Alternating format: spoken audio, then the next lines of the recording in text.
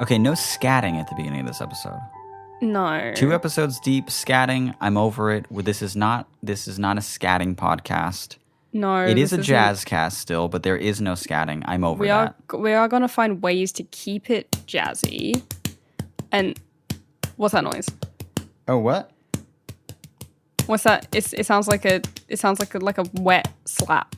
Sorry, I didn't know I was just ham boning. You know, ham boning? You ever seen that one video on YouTube of that one guy doing it one time? Yeah, I know ham boning. Well, I do that now. So you're just slapping your bare skin over there? Yeah. I actually kind of needed it to sound like a slap for the bit, so I lifted up my shirt to do that just now. And I gotta say, my hands are way colder than I thought that they'd be. It's fucking chilly in here. My It's fingers January. are frigid. To slap them, because this didn't sound as good when I was doing it to myself on just a shirt. You need to lift up the boy and actually... How's that sound? Oh, yeah. Oh, it gets... Oh, the pitch and tone changes entirely. That's slapping the skin. You really get the good skin timbre there with that. Hey, welcome to All the Space Between. My name is Mitch. My name is Billy Blossom. Welcome to our horrid little podcast. My skin kind of hurts after that. After the slapping? Yeah, it feels a little sore. Well... And cold. Yeah. Welcome to my world, having to feel your frigid little hands on me. Yeah, now you know how I feel when you think it's hot to slap me. Your spindly, cold little fucking hands. Spindly little pianist fingers. Your bony, spindly fingers. You think that's hot. You think you're daddy because of that. No, you're anemic and you have cold fingers. Jesus Christ. The blood's not getting to your extremities. Are you telling you this? I keep telling you they're going to my dick. Oh, not enough for the whole body. No, still. It's like a very average size cock. It's like, it's still not enough. It's still just not enough. God. I still am super anemic. Just a blood deficit. It leaves all your extremities in your brain. I stopped thinking. I'm just at half mast with cold hands being like, I'm ready, baby. Stop. I'm fucking ready. It's like, go to a doctor, dude. Holy shit. Fuck, okay. Wait, just before we hit record, you were like, let's keep it clean. That's what I said, right? Yeah, I said, let's have a good clean episode. And you start with the bluest minute that we've ever had. We got a good episode today, though. We've got 3 emails to get through. 2 of them are long, and one of them is a little special something for the end. That's usually not something we do. We usually start with something very small and cool. Yeah. Now we're saving it as a treat. We're saving it for a treat at the end, and I'm a little bit afraid. Let me set up this thing here to test the time. This is how long we've been on. Okay, so I know where we are, but I'd like to get into it kind of soon. Let's jump straight in. Yeah, for the people listening for the first time, this is an advice podcast. It is. Ostensibly, we say that it is. Sometimes we do give advice. Sometimes Sometimes very earnest advice. Sometimes really fucking bad. And this time, we're actually giving some advice. We have a longer question. Question 2 is quite long. But let's get into question 1. Okay. It's called sock brain. It is called sock brain. I love that term, sock brain. You invented the term, I think, is probably why you love it. Did I actually invent that? I couldn't have, because I just say it so often. Are you Googling sock brain? Yeah.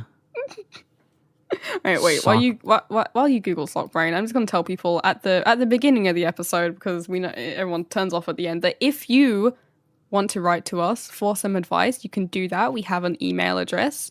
And you can write us at allthespaceinbetween@gmail.com. We do read all of our emails and we go through and pick them before we record every episode. And we like new ones, so please send them in. I invented sock brain. You did. Holy shit. I knew that you did. How did you not know that you did? I don't know. Maybe it's the sock brain. You've been saying it for so long that it's just like, yeah, it's a saying. Yeah, people say that. You're like, no, you say that, and it's stupid. That's, of course. You said it, then I started saying it, and we're the people who say Okay, anyway, our first email is called Sock Brain. It's a little bit long, so stick with us here. And it goes, Hi, Billy and Mitch. I repeated Mitch and Billy and Mitch in my head over and over again and decided that the latter rolls off the tongue better. I do agree. I don't know about that one, but let's keep Going. So, Mitch, I hear you have a classic case of the sock brain. I have heard you mention your brain fog symptoms in previous episodes, but when I was listening to your most recent episode, you unsuccessfully named the color of Rat Billy's spots. It's true, I did that. You two mentioned it was because of fibromyalgia, because of the late night vibes, of course. Do you have fibromyalgia? Because, same. I am 20 years old and was diagnosed this past fall, and it meant a ridiculous amount to me to hear that not only does someone else under the age of 40 have it, but someone who I look up to as an artist. As a ceramic artist, I am a ceramic artist, but unfortunately, severe chest pains due to my fibromyalgia have had to keep me away from ceramics since September. I still consider myself a ceramic artist, but I am also not sure when, if ever, I will be able to return to the studio since it really does take such a toll on my physical health. I have tried to channel my creative energy into other art mediums, but something about clay just hits different. Have either of you been in a situation where you had to give up on an art form that you really loved because of a physical or mental limitation? Or even broader than that, what has been your experience with having to adjust your life in any way because of an increase in debilitating physical or mental health symptoms? I have had to make so many changes in my life ever since my chronic illness worsened, and I am really struggling with grieving the loss of the life I used to be able to live. Any advice? Also, I would like to note that I am seeing an amazing therapist specializing in chronic pain management, so that base is covered. Mitch, thank you so much from the bottom of my heart for all of the unceasing time and energy you have put into Flat Sound. I first stumbled upon your music back in 2013, and it has had a tiny box on a shelf in my heart ever since. That's very sweet. Cute. I have a distinct memory of sitting on my front porch and pulling up your old mix album, A Lost Parcel, on Bandcamp and listening to I'll Be Anything over and over again. So many of your songs have given me the priceless experience of feeling seen and known, and I just want to thank you for that. Now, 7 years later, your latest ambient music album has got me through the hardest exam week of my university career. Your music continues to walk alongside my life in a very special way, and I anticipate it will continue to be that way for years to come. Also, I have loved listening to hours of your banter over the years, from Sad Soul Advice Club to all the space in between. Keep casting that pod, and I'll keep giggling every episode. Billy, thanks for nothing, deuces, and then they sign out. Bye, bitch. See ya. No, they say, Billy, before I jack out, I just want to give you some advice. That'd be funny. Your voice is a little bit high pitched. Yeah, it's really hard to listen to. So if you can tone it down. No, they say, Billy, before I jack out, I want to give you your own paragraph because I feel that this email has been a bit Mitch-centric. You mentioned it a couple episodes back, but are you still growing your hair out? If so, wishing you the absolute best of luck through all of the awkward hair growth phases. I am on that same train with you as I grow out my summer buzz cut. If you decided to shave it again and keep it short, then more power to you, because this world needs as many queer, bald vegans as it can get. You are truly a joy to listen to on this podcast. I hope your soul smiled today. With love, a fellow sock brain.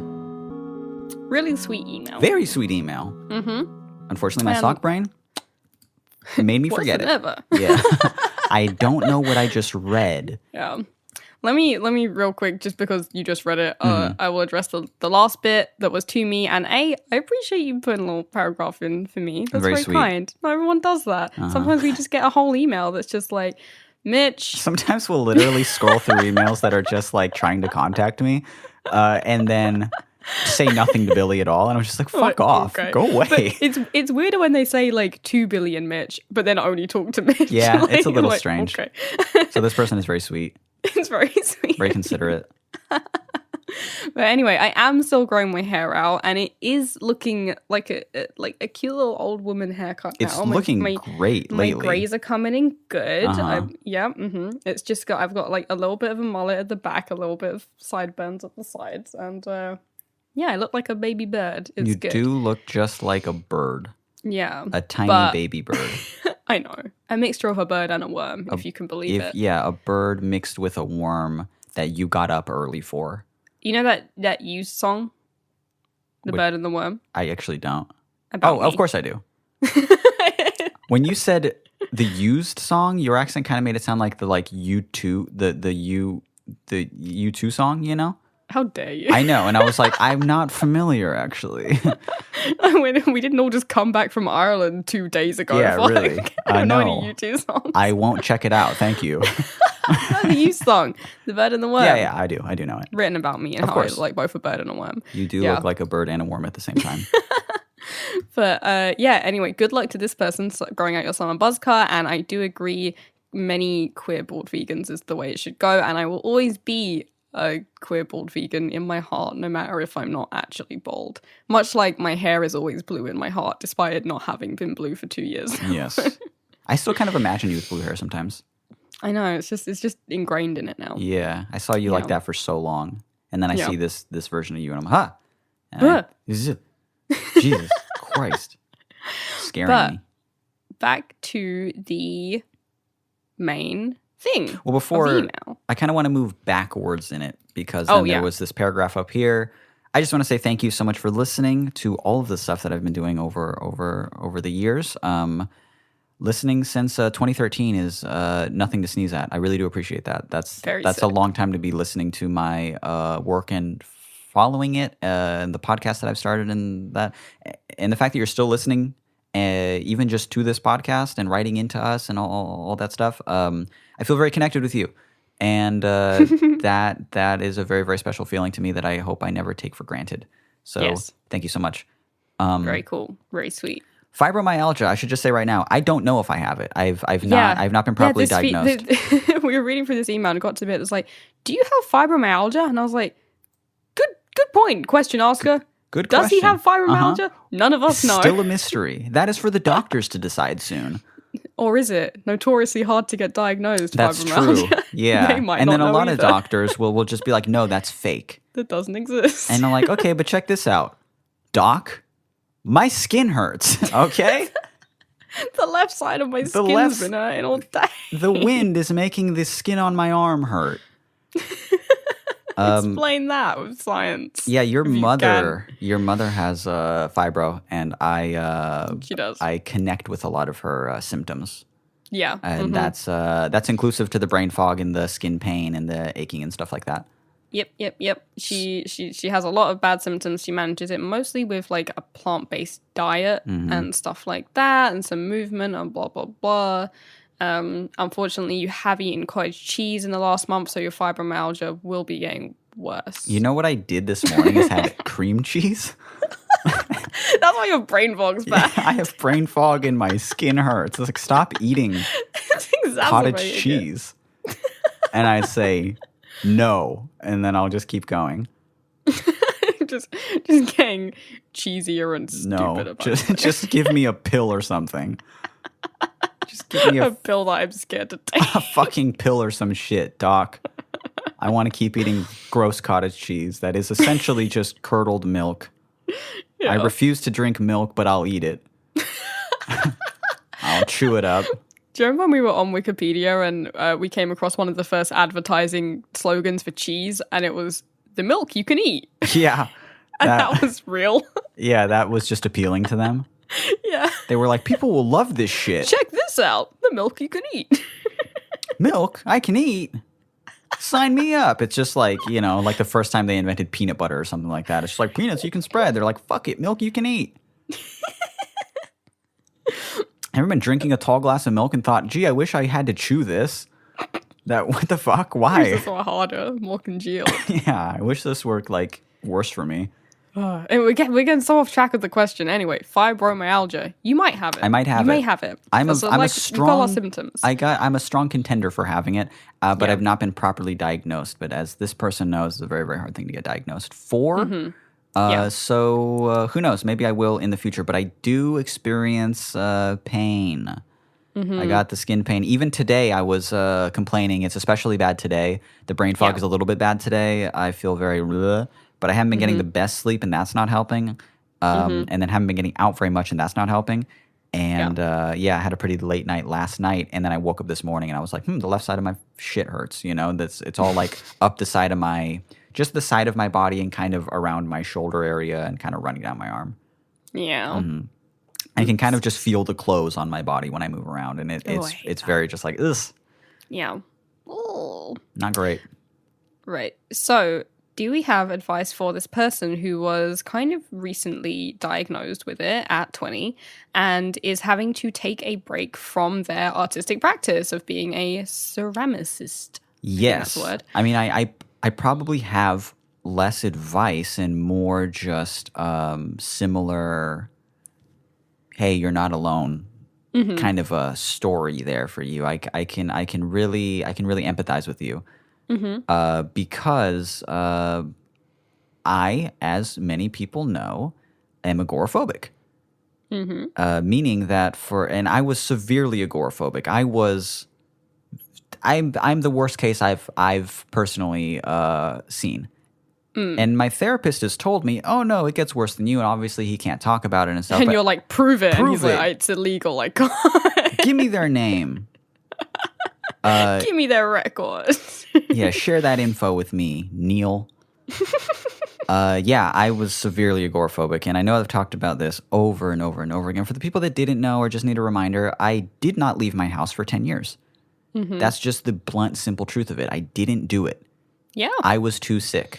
That's where I was mentally. And it's still something that I struggle with today, but since then I've made great improvements. I've been seeing the same therapist for years and years. CBT has helped me a whole bunch, and I've moved since then. I moved out of that town that I was stuck in for 10 years.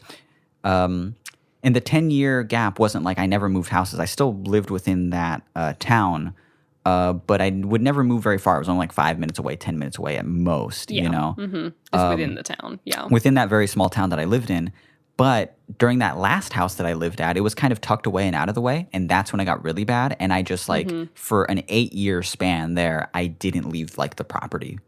You know, it was that was, oof, my God. What a nightmare! what a living nightmare that was. But it wasn't bad. A lot of great stuff came from it, and I wouldn't change the past if I could. And I see I see it completely differently than I did at the beginning. But I've definitely been in a situation where I had to give up a lot of things because of mental limitation. Yeah. Advice is that you just gotta kind of take it one day at a time. I mean, especially if it's something that's like you don't know if it's gonna get better or not. You don't know if it's gonna improve. I think I got the most happy when I was still working toward it, and I was hopeful toward it, and I was giving it all that I had. But I also kind of came to terms with the idea that it might never go away. This might always be something that I struggle with a lot. And I found a happy life within that. Yes. And that That's helped very me valuable. a whole lot, yeah. Yeah. Yeah, it's not to, kind of just consign yourself to being like, oh, well, I'm fucked then. Right. Kind of thing. It's just like, no, it's just, life has joy in it. Yeah, I think that's really, really valuable. I have not had anything that long standing, obviously, but this person asks, have you been in a situation where you had to give up on an art form you really love because of physical or mental limitation, or what has been your experience having to adjust your life? I did, I've lost the only, quote, real jobs I've had because of being too mentally unwell to hold them. Right. So then I've just been like self-employed and freelancing for most of my life, but that suits me. That's fine. But I didn't mind that at all. I was like, yeah, I wasn't attached to those jobs. I didn't plan to do them for a long time anyway. But something that did really, really bum me out was I did drop out of university after 2 years. That did happen. Yeah. Thanks to the good old mental shit. Yeah, because of my mental health. And I was just like, not gonna fucking go back. I was just like, well, that's me. I'm done. That I tried it. And I couldn't do it. It was just too much, and my mental health was just not good, and the accommodations were not being made. And I was just like, they're never gonna get made. It's gonna fucking suck. But I took a year and a half out, and then I was like, okay, maybe I can go back. And then I had the very good fortune of my mum, who we've talked about on the show before. Apart from in this episode, she got 2 mentions. Too popular. was a really, really good advocate for me in going back to university, because she was like very insistent that I get access to the mental health facilities at the university that I wasn't getting before, and that I had like accommodations made for like making sure that there was like trigger warnings on certain topics and stuff like that, because it's, you know, it's art school, anything can come up, and just like little accommodations made for like my panic attacks and stuff, that was like, you know, not getting sanctioned for being late, and being able to like work from home if I couldn't make it in and stuff like that. And like, if I had all of those things are kind of like legal requirements. It's like generally schools and stuff are like, they're like, yeah, we have to accommodate people, but they don't unless they're kind of pushed for it usually. And I wouldn't have gone back unless those things were made. I kind of ended up not really using many of them because I kind of got a bit better anyway, and like the therapy that I got really, really helped. Right. But yeah, I wouldn't have felt okay going back if it wasn't for them. So that was really useful. But yeah, that was for like a year of my life. I was just like, oh, I'm not going back. I'll never. That was a waste of thousands of pounds. Yeah. And it still was a waste of thousands of pounds because it's not a degree. Yeah. Well, yeah. It was going to be a waste of thousands of pounds no matter what, but more of a waste if you didn't actually get the degree. Yeah. But I guess my point with this is that, you know, if you're experiencing pains and stuff like that, that's like impacting you being able to be in the studio, it's like, well, A, you know, these things may fluctuate, but B, there are probably some kind of provisions you can put in place that would make stuff like that a bit easier. Maybe, you know, just a bit having more a studio manageable assistant or something like that might be good. Like that is my genuine advice. Coming from something that was like really different, obviously. Yeah. But that's my advice, is like look into some ways that you can maybe make it more accessible for yourself. Right. Yeah. Yeah. The interesting thing about something being, when you look at something actually being debilitating, you know, because I know what that feels like. I know what it's like to be like, I want to do this thing. I want to, and you know, this is a thing that most people can do without, you know, it could be experiencing pain or experiencing completely debilitating panic attacks or something getting in the way to stop you from doing that thing, and it actually becomes debilitating to the point where you cannot do it. Yeah. It makes you feel so defeated. And that really eats away at you for a long time. You know, the first few years of my agoraphobia, were the worst. You know, it was just, oh my God, I can't believe this is my life now. I can't believe it feels like I'm being punished for something, you know, like it feels like I'm in hell. Like this is awful. And then humans have this beautiful way of just learning to adapt to something, you know? And I have a lot of confidence that this person can work not through this, but with this in a way where they can still accomplish the things that they want to do without it feeling like they're, you know, grieving the loss of a life that they used to have. You are going to reach a point where you celebrate your new life in a way that, you know, it will probably be a more empathetic, thoughtful life than you once lived before. And that's how I think of my life now, is that I used to think of like, fuck, I used to go out and fucking party. I used to go out and do these things and just not have panic attacks and go and I'd go without even telling my parents where I was as a teenager. I'd go fucking 10 hours up the coast without, and now I can't even leave the house. Like what's happening to me right now?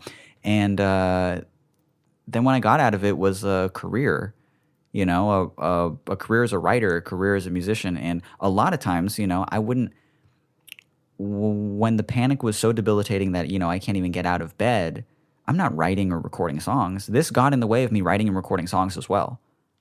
And I powered through it, not through it again. I powered with it. Yeah. And I still found a way to make it work for me, because I shouldn't have the career that I have being stuck for 10 years without playing shows, without having a label, without doing anything like that. I shouldn't be living off of Flat Sound. given the condition that I live with, Mm-hmm. I shouldn't be doing it, and I did it anyway. So that gives me so much. I know that other people can do it. I know that other people that are struggling with something can work with that and kind of find this new pattern in their life and not have to grieve the loss of their old life, but actually celebrate this new life that they have and how thoughtful and slow and considerate and better this life can be. You know? Yeah. Considerate is a word that I was thinking of as well. Yeah. Yeah. You might have to work slower, more considerate to yourself, but your work then may be more considerate itself. Maybe better because of it. Yeah. It'll teach you a lot about things like that. That's about as much advice we can give on this without moving on to the next question, though. Yeah.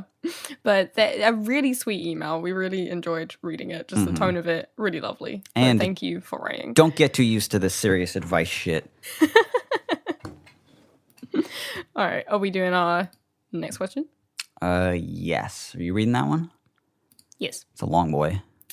It is. All right. Let's settle into it. It is called To Be Slug or Not To Be Slug. Very good. And it goes, hello, Bill and Mitt. And Bill is in Pink Comic Sans writing. That. I'm just pointing that out. So nothing else is in that. Nothing else is in that font. No, only the Bill. Yeah, they must have forgot to do your name. Sorry. Okay. Yeah. Hello, Bill and Mitt. Today I write to you not only with a pickle, but with like an entire aisle of pickle jars. And then this email is formatted. It's so formatted we've got very well, yeah. Subheading. Context. 19F USA. I recently graduated high school. Cooking has always been my passion. I've been working in kitchens since age 16, competed through high school and won a few shiny medals at culinary competitions, 2-time state champ, baby, etc., etc. I love food and I would love to be a chef. I've recently moved out of my small hometown to live and work at a top-rated restaurant in a big city. I love where I work and I'm getting amazing experience, but I have another passion: travel. My boyfriend and I, together 2 years, have gone to Europe together twice now, along with trips to Canada and around our state. And I never feel as alive at home as I do when in a new and foreign place. We both have one main goal in life: to not die American citizens. Nice. The one, I love that. It's a very good goal. I mean, same. The one thing I miss when I'm away from home is standing in a kitchen with my knife in hand. Subheading, The Big Deal. I have no clue what I actually realistically want to do with my life. Option 1. My family is very determined that college is a necessity and are certain I should move to New Zealand with my grandfather and get my bachelor's in culinary arts. While I would love to do that, I'm very glad to have the opportunity. I don't know how I feel about being stuck in one place for 3 years and going tens of thousands of dollars into debt. Option 2. My chef is heavily encouraging me to stay where I am and go to a local culinary school. This would be cheaper and my restaurant is giving me amazing experience, but this means over 2 more years in a place that I am already bored of after 6 months. Option 3. I have the incredible urge to sell my belongings, quit my job and long-term travel. This means I may be working odd jobs, harvesting fruit, who knows what, to make a living abroad. I'd be traveling, but I might not always be cooking. I can't help but see this as a waste of time I could be spending building my resume, but I have plenty of time for that, right? Option 4. I shed my human costume, take the form of a slug, and spend the rest of my days loitering in someone's garden, eating all their tomato plants, never fretting about school or work or any existential concepts at all. Yeah. This is my personal favourite. Side note, the boyfriend would likely follow me in whichever path I choose. Not sure about the slug one though. Help me please, oh god. I am reaching out to you two because while cooking is not often looked at to be much of an art as say writing or drawing, and it is different in many ways, I do believe that the passion and drive can be rather similar. And considering that you two, along with being shit and piss connoisseurs, happen to know a thing or two about art, I value your input and advice. Thank you. Do I move to an awesome place but spend years getting a degree that might not matter? Do I stay here and be bored out of my mind? Do I risk it all and run away? Or shall I squiggle around in the dirt and know only the fear of salt? Endless thanks to you for reading this novel. It felt very good to write this, and I believe I've decided on option 4, slug option. As always, love you too and what you create, and I always look forward to 50 minutes of vomit-inducing shit and piss banter on my commutes. Love you guys, pseudo. And then they wrote pseudo, not pseudo. Thanks for that. Thanks for the help. All right. Almost a choose your own adventure with this one. I love it. This is a great email, a long one. We can talk about it for the rest of the episode. And we will, actually. So okay. A lot here. First of all, yes. The boyfriend's got to go. You got to leave him. Okay? You got to get rid of the BF, go with the GF. No, you may think stands for girlfriend. It doesn't. It stands for grandfather. Ditch the GF, go... ditch the BF, go with GF. Grandfather. Brackets, grandfather. That's right. New Zealand is what I'm voting for. New Zealand might be what I'm voting for, to be honest. So let's go over these. What I'm voting for. People listening to the podcast, pay attention because we're going to read this again. Option 1. We'll make it a game where you rate us on iTunes the number of stars that you want the option to be. No, we don't want 1-star ratings. No, there's no option 5. Yeah, there's no option 5. No, so we're not doing that. Definitely not doing that. People are just like, option 1. And like that sucks because option 1 is like one of the best options. Yeah. Don't do that. No. Don't do it. So, my family is very determined that college is a necessity and are certain that I should move to New Zealand with my grandfather and get my bachelor's in culinary arts. While I would love to do that, I am very glad to have the opportunity. I don't know how I feel about being stuck in one place for 3 years and going tens of thousands of dollars into debt. The debt is the only bad thing here. 3 years is not that long. You get to spend time with your grandpa who's not going to be around forever, and you get to go to New Zealand. That's gonna satiate this wanderlust that you have. Having family in another country, if you want to travel, is like, man, such a benefit. Like, It's imagine dope. how, because okay, yeah, it'll cost $1,000 to go get your BA, obviously, but it won't also cost you $1,000 to get like a place to live. True. Because you can live with your family. You're going to be saving money as you're going into your debt. grandfather has to at least be giving you mates rates, unless your grandfather is like the actual guy from the Monopoly board. You know? Holy like... shit. Well, then you have money. That guy's loaded. He's the first guy we need to eat when we eat the rich. Is the little Monopoly man. Gulp right in my fucking mouth. That guy needs to go. God, I hope. Do you actually think he's the grandfather? Oh, fuck. Oh my god, I just Googled their last name. Piecing it together. Oh, fuck. I'm sorry, you need to go to New Zealand and eat your grandfather. Fuck. I mean, you can survive off him for 3 years, probably. No, the Monopoly guy's tiny. That's why I went gulp when I ate him. He's a little guy. Yeah, he's like a little piece on a board. He's cute, actually. Do you think the Monopoly guy and the Pringles guy are related? Let me see. Monopoly man. Ooh, I don't know. It's looking pretty. The Monopoly guy really. Okay, so his name is Rich Uncle Pennybags. I did not know that. Okay, good name. Rich okay, Uncle Pennybags. He's an uncle, so he can't be the grandfather because he's an uncle. Pringles guy. Oh my god, check this out. Pringles guy is the younger version of the Monopoly man? That's how he became Uncle Moneybags. Yeah, Pringles became really successful. So look up the Pringles guy and then look up the Monopoly guy and tell me that isn't just the younger version of him. It is. The Pringles guy is terrifying. Why is he the face of Pringles? He looks so... Wait, is his mustache supposed to be like two Pringles? Is that what I'm looking at here? Is that what it's supposed to be? That's not the shape of a Pringle. I know, but why else would it just be him? He's horrifying. I don't know. We're getting off topic again. All right. Yeah. So off topic so again. I don't have fibro. That's the. I might have it. Okay. Thank you guys so much for listening. We'll be here next. No. Come on. Snap. Okay, I'm going back to the New Zealand. Are we going? You and I. Fuck it. We move in with your grandfather and pursue the culinary arts. Here are my two serious options. Option 1. Mm-hmm. Okay. That has probably my main vote. currently. Option 2 is my chef is heavily encouraging me to stay where I am and go to local culinary school. This would be cheaper, and my restaurant is giving me amazing experience, but this means over 2 years in a place that I'm already bored of after only 6 months. I'll go no on that one. No, you're already bored of the place. You're going to keep being bored. Local culinary school is not as good as getting your bachelor's in culinary arts in a different country. That's dope. Yeah. Because that's so much, you're getting a whole set of like experiences with that. I'm going to throw a curveball here because I know this is kind of the one that they're leaning toward. Option 3, I have the incredible urge to sell my belongings, quit my job, and long-term travel. This means I may be working odd jobs, harvesting fruit. Who knows who knows what to make a living abroad. I would be traveling, but I may not always be cooking. I can't help but see this as a waste of time I could be spending building my resume, but I have plenty of time for that, right? That's true. You also have plenty of time to like fuck off after you have like a built-up resume. That's true. You can do that at any point in life, but I think now is the time to like grind at least a little bit toward this thing that you want when you're older.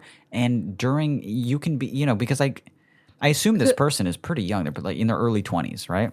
Well, they just said they recently graduated high school. Oh my and they God. gave their age as 19. Oh, they did all of that, did they? Yep. Huh. Yeah. Pay attention. 19 female USA. Oh my God, they're a baby.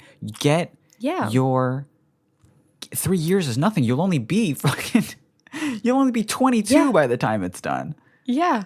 All right, get this. I was a mature student because I started my bachelor's at 21. Right. And then when I went, everyone else was 18. And I was like, fuck, I'm the mother of the class. Even though I was still a baby because I was 21. You're still a tiny baby. All right, but my real reasoning is get this, okay?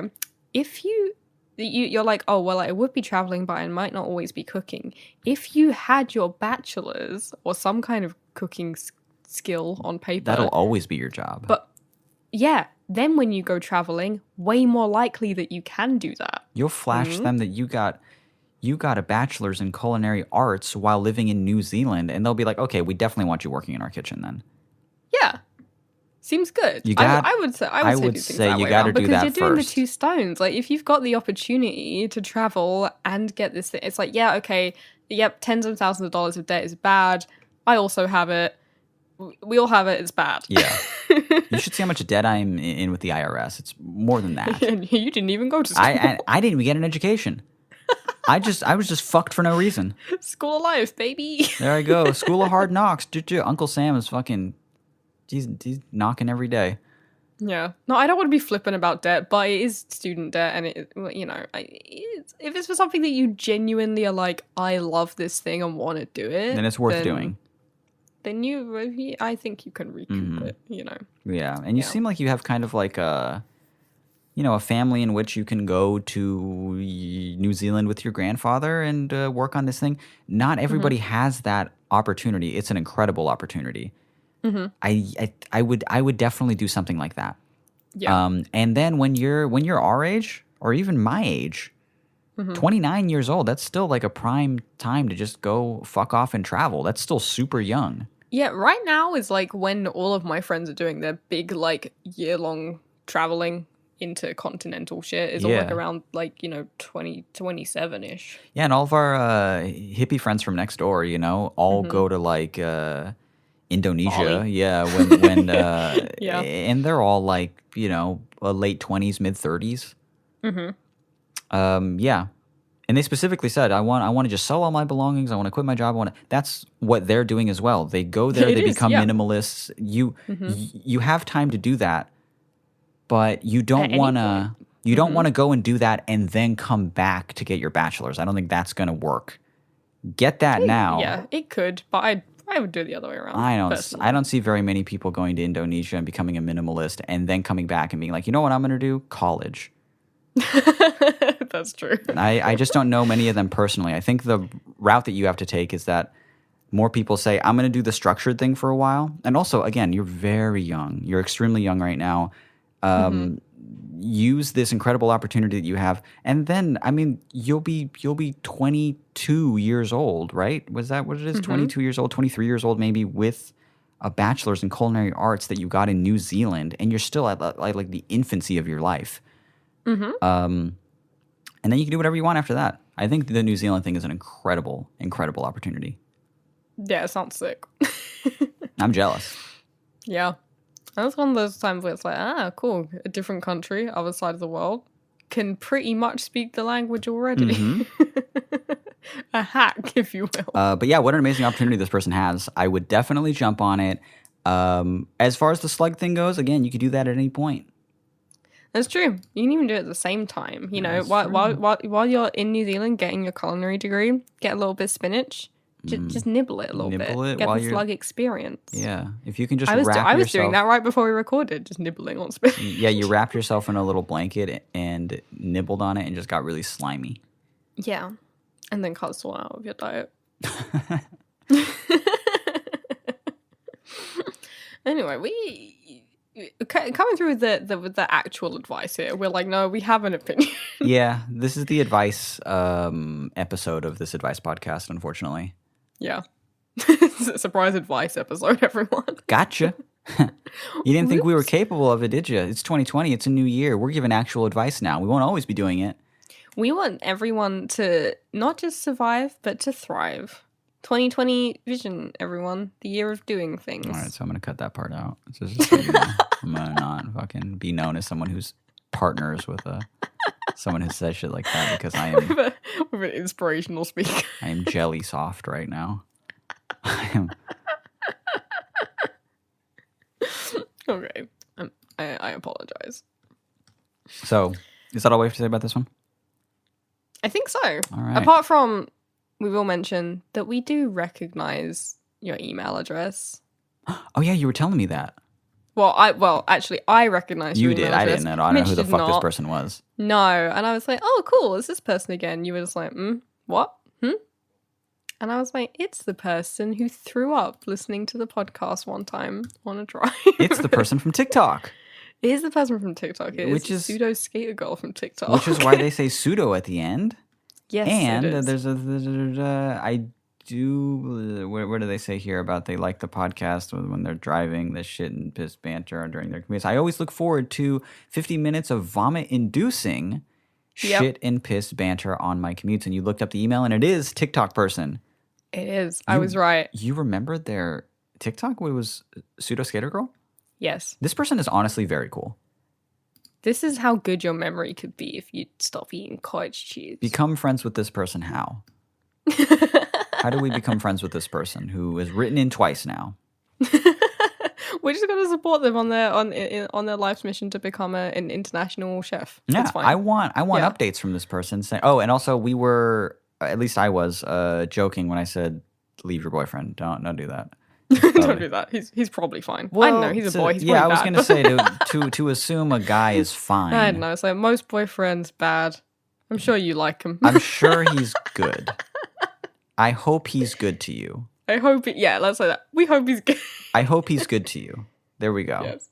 And if he's listening to this, you better be good at this. Hey, listen to me, guy. Don't fuck with me. I'm not very strong. Okay, I'm 29, and I'm actually just kind of going downhill from here. I'm not very strong, and when I get hard, all the blood leaves my brain and fingers. Yeah, and I get like so I don't have enough blood. Woozy and cold. So then and my skin hurts all down the one side of my body. So yeah, don't my touch that fibro's side. kind of acting up right now. So don't touch that side of my body. If you hit me, don't like. It would really just knock me out if you kind of just slapped the side of my body right now. If you just kind of brushed it. Yeah, it would really hurt. So don't do that. So don't do that. Yeah, I sort of peaked at like 24, and I've been going downhill since then, which is not the way it's supposed to go.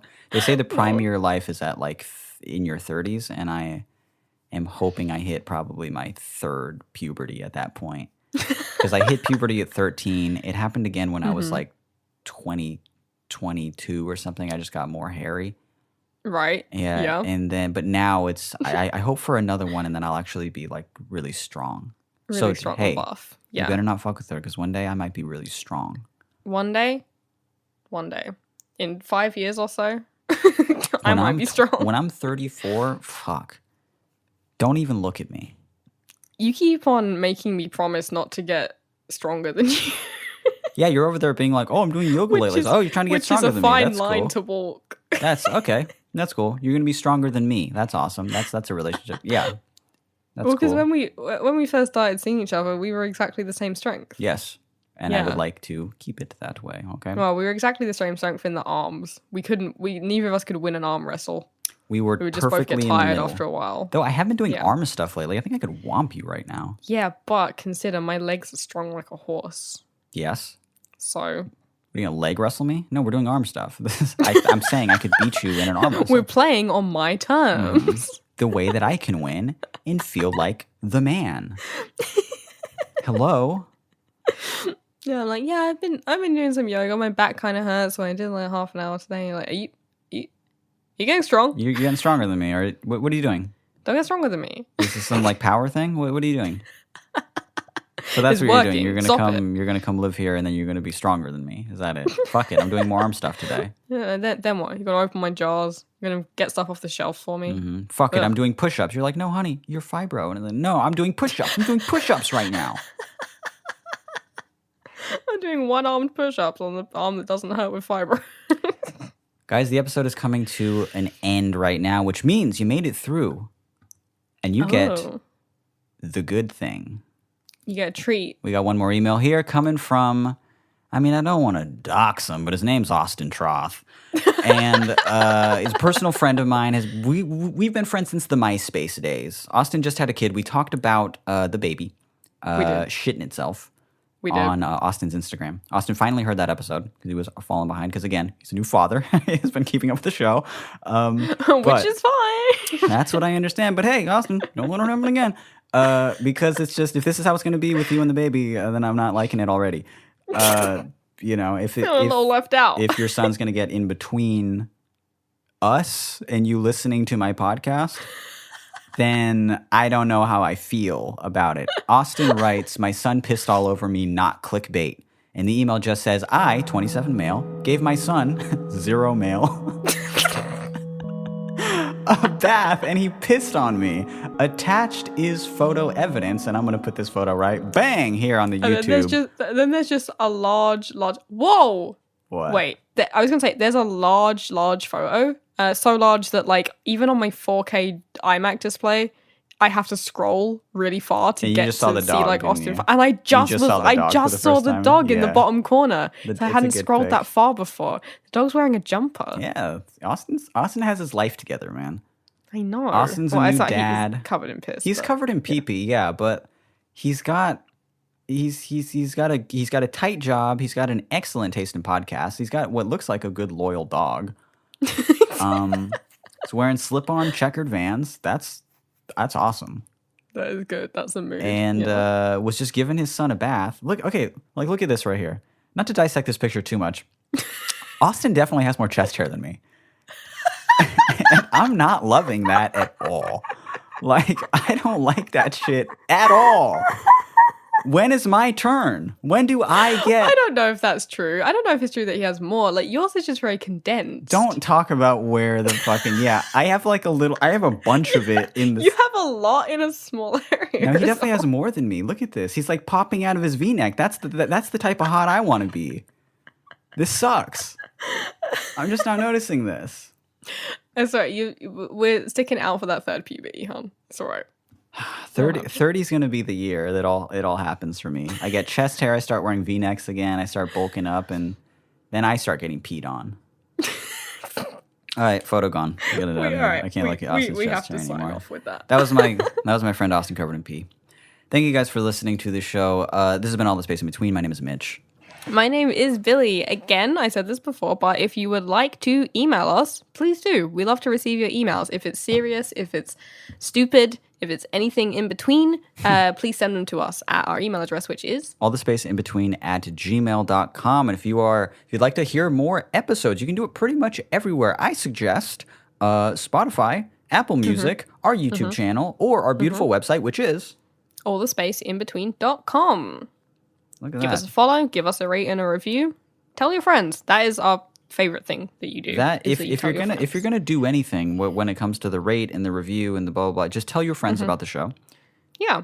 If you do enjoy the show, if you do enjoy podcasts, and you do enjoy this podcast, it's 2020. It's a new year. We're almost a year old. When will be exactly 1 year again? Episode 52 will be our last one of the year. Episode 53 will be our anniversary one. We're close. We're so close. Couple episodes. We gotta plan something. We gotta do something special. Quick, let's get one sponsor. Quick, let's make any money off this fucking show. Let's make a single dollar. Let's make this show not run at a loss. Oh, as a treat for Mitch, who's fucking paying for it. That's doing cool. all the audio editing. Yeah, who works to do the audio and then the stupid looping video footage things and stuff like that. Yeah, please tell your friends about the show. We really do appreciate it. Please, we want a sponsor so bad. New episodes every Monday. Thank you guys so much for listening. Bye. Bye.